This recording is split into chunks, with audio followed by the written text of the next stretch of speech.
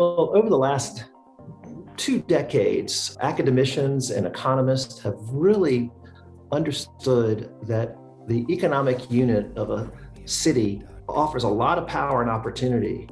But when you start to look at how the economy interacts between two cities, then you get some amazing revelations about really the power of what we're calling a mega region.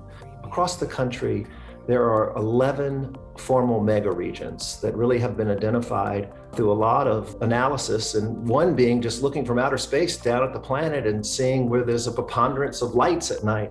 But these 11 mega regions represent about 70% of the US population and 70% of the jobs. So really the GDP of America is coming out of 11 large regions that are made up of nearby cities. And in some of these regions, they've realized that if they collaborate and cooperate and they bring some intentionality to how they work together, they really benefit the entire footprint in a synergistic way.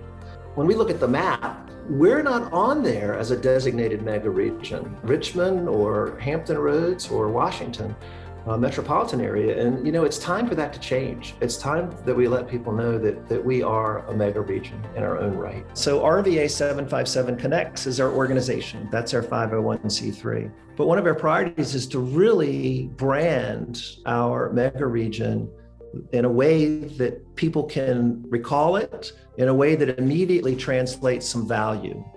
And so we have landed on this position and this name of the I-64 Innovation Corridor. But it's innovation with a twist, because when you think about innovation, you immediately jump to like high tech. Well, yeah, high tech is there, but innovation really is about creativity. It's really about seizing opportunity in a different way.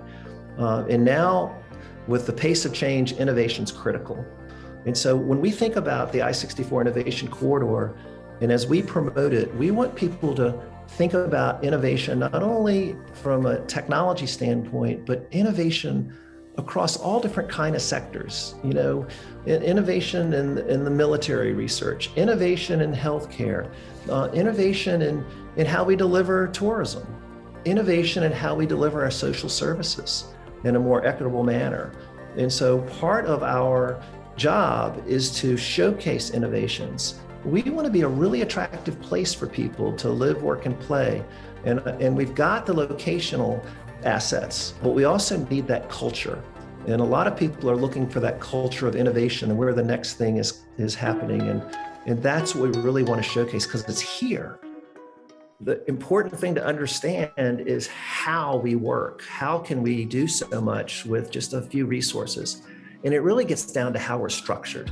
We have a board because we're a 501c3, and that's 40 plus senior leaders from both markets. But in addition to the traditional board, we also have another component within RVA757 Connects, and that's called the Mega Region Institutional Council, or MIC for short. And MIC is the perfect acronym because this group really does have the microphone. Organizations that are the implementers and planners in each market. And it's a very parallel structure. So for instance, both the planning district commissions, the PDCs from Hampton Roads and Richmond are there. Both of the community foundations, the management roundtable from Richmond and the business roundtable from Hampton Roads. Both workforce councils in each market are represented. And the chambers of commerce, all the chambers of commerce are part of this. And so having this parallel structure and having folks that really understand what it takes to implement, what it takes to think out and plan for the future as part of RVA 757 Connects gives us the secret sauce. So we're really quite fortunate to have figured out this dual structure.